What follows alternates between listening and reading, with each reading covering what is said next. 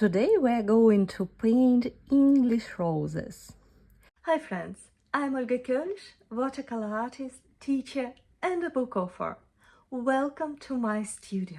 English roses are known for their beautiful middle and use of pink. So let's first prepare our mix. Pick up your favorite pinks. I have alizarin crimson. I make it pretty diluted, but I also would like to use some red. I have coral red. If you have something like viridium, cadmium red. I will start with the middle and I will arrange my brush strokes a little bit in this spiral way, trying to get to the middle point. But it's not about details yet, just to set up the direction. And then I would like to make it even lighter. Here we prepared place for the middle part. And now we are painting brush strokes around. It's more like C strokes, slightly overlapping with each other. Sometimes they also touch the middle. And try to leave a little bit of white paper in between. And the more you move outside from the flower center, the more pressure you add to your brush. I paint with the body of the brush and then I lift my brush. Tip of the brush, body of the brush, and then I lift my brush. I can add different shapes, not necessarily just C strokes. That can be a variety of moves. About this. I will switch to my smaller brush and I would like to paint the middle. For the middle I will use just the same pink but in much stronger paint. I will also add a little bit of viridian to make it darker and deeper, and I will start with outside brush strokes. Add the shadow into the middle part. Just brush strokes, not a circle. Add some movement to your brush strokes like this. And then let's move to the rose center. Basically S strokes, coming all into the middle, but try to make some variety. Some of brush strokes can be closer, or you can leave bigger gap around. Some variety. And the quicker you move your brush, the more interesting details you will get. Now with the same brush, I just lighten it up slightly, the mix. I will add some shadows into the light part a bit. You can wash your brush, remove water on the paper towel, and with leftovers on your brush, add more shadows. Always nice to emphasize the middle. And then I go again in the middle and add more of darkness on the top of the petals, just like this. It's very nice if you just, instead of washing your brush thoroughly, you just quickly drop your brush in the jar, take it out, and then you remove water.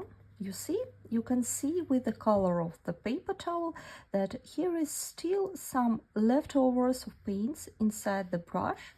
Now we're removing water and we have very diluted hue in the brush, which we can nicely use for the shadows.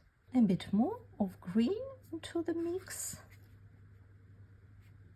and into the middle. The middle, this point in the very middle of the rose should be the darkest one.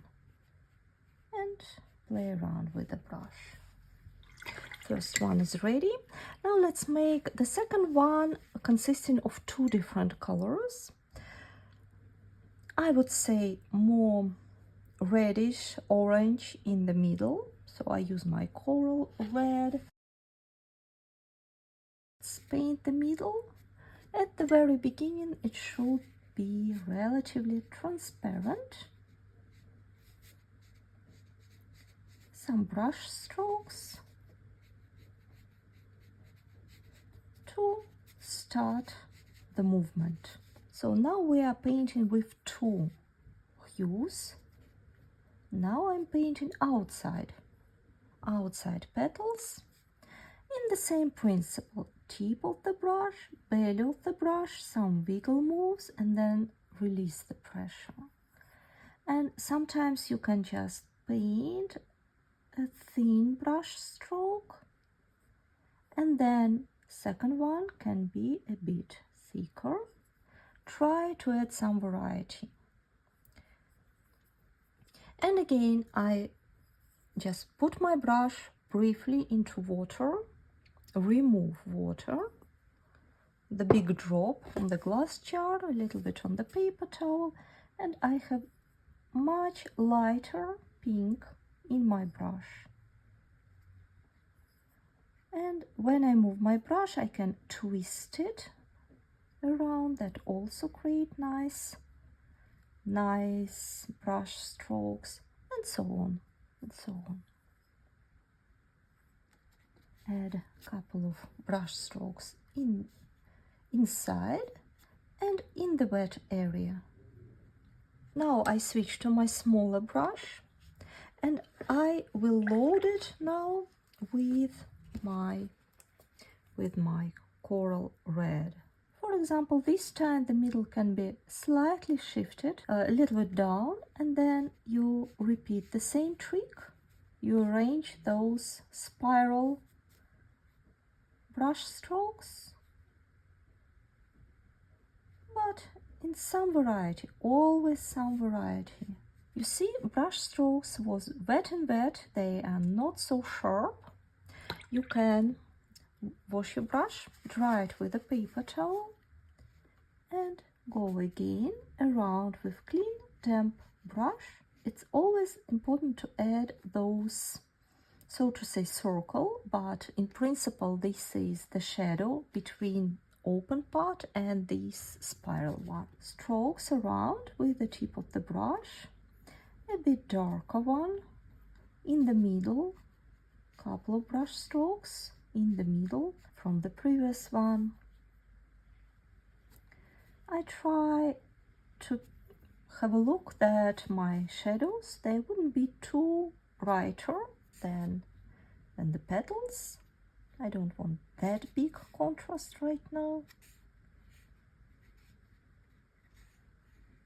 And I always try to move my brush a bit different. Tip of the brush, belly of the brush. And let's add the third one. Again, this double colored rose, but now I want the middle be bigger, more open one. The accent will be more onto the middle part, so I painted bigger.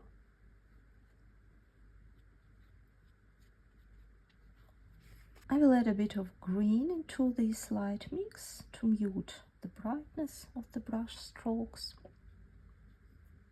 The upper petals, they are looking onto sunshine. They can be lighter, can be more paper left, and in the bottom leaves they can definitely be a bit darker, a bit of green already. I can already add a couple of green brush strokes. Super dusty. At the first stage it looks like a blob, and this is absolutely fine. More synthetic brush, coral mix, and paint the middle.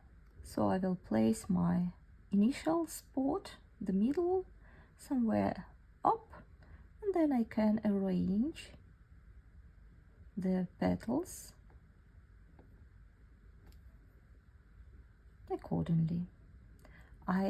This time I'm not doing the spiral thing. I try to divide it into different groups because it's nice, because it's more interesting. Flowers, it's not stamps, they're all different, so try to emphasize their variety when you paint.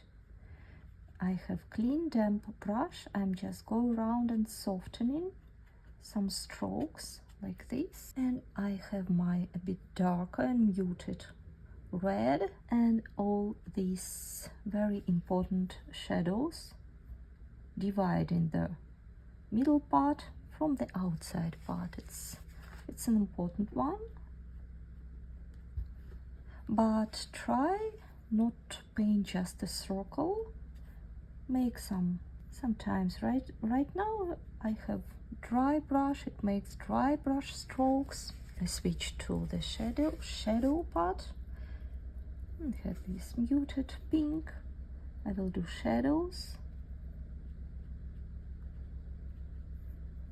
I see that I can go a bit more brave in the middle. It already has this nice green accent. I like it. I want to dilute slightly. Something like this. Let's add a bit more of purple mix into the coral part, just to connect them, bring more shadows. Now let's add greenery. As my basic paint, I will use phthalo green. That looks super bright. Therefore, I will mix it with my pink I used to mute it. That was a bit too much, so I mix it again until I get nice hue of green. Now let's add some greenery around. Typical for roses, a bit of zigzag edge, so I just attach one brush stroke to another brush stroke to create that very soft, and then I hide my leaf under my beautiful roses. Can be again one more, so I apply one brush strokes next to another one, and with the tip of the brush right now I can create very nice beautiful edge of the rose. I can correct some shape, just make it like this. See how they immediately begin to pop up? I would like to add sap green. I want some variety with green mixes, so let's now paint another leaf. Don't overthink it, and actually the quicker you try to move your brush, the more interesting that can be. Sometimes it's helpful if you firstly set up the vein and then you sit up your leaf onto that vein.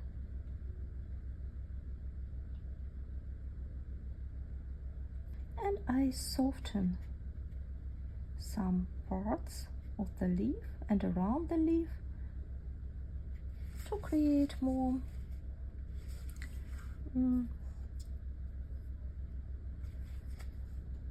watery surrounding here. Also different shadows of leaves. And now let's do something similar right here. Not convenient for me to make. I will try anyway to create the leaf. Just brush strokes attached one to another, then another one,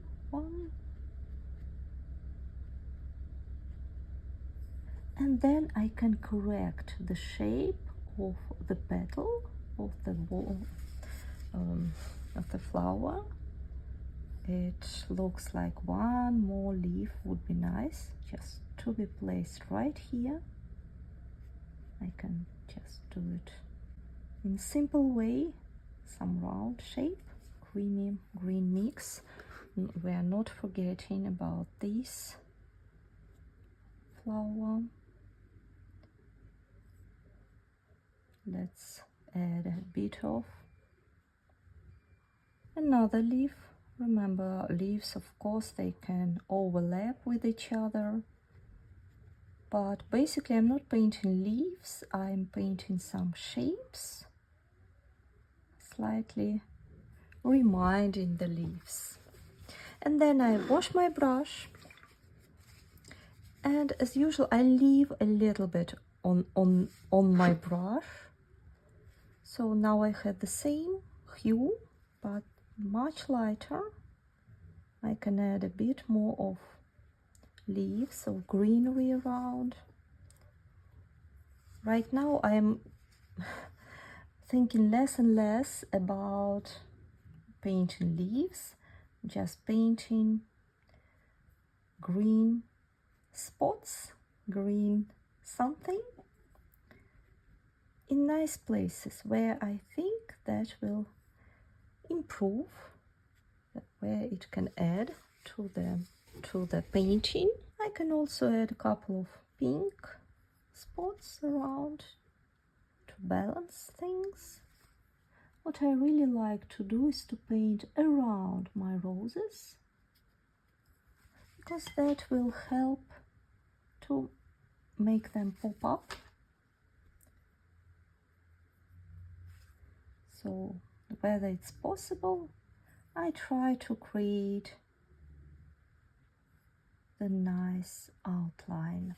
I will add a bit more of pink into my greenish mix, remove water with a paper towel, and then I add a couple of veins in some leaves with the tip of the brush, some details.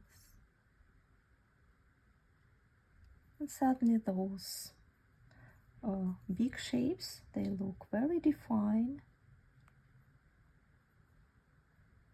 and intricate. Can vary color for the veins, a bit light on the top, a bit dark on the bottom. This is very light. I want to add some shadow on the neighboring rose, just like this, brave, and then turn it into the petals. Our English roses are ready. Thank you so much for painting with me. I hope you enjoyed the process. I'm looking forward to know what would you like to paint next. And see you soon. Bye bye.